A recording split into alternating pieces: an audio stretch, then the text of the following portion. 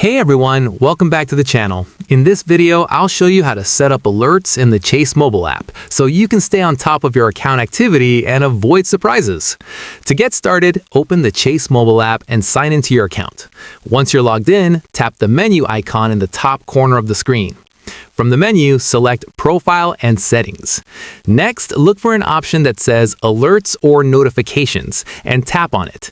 You'll see a list of alert categories such as account balances, payments, deposits, credit card activity, and security alerts. Choose the type of alert you want to set up, then select a specific account if prompted. You can customize how you receive alerts by choosing push notifications, text messages, or email depending on what's available. After setting your preferences, save the changes.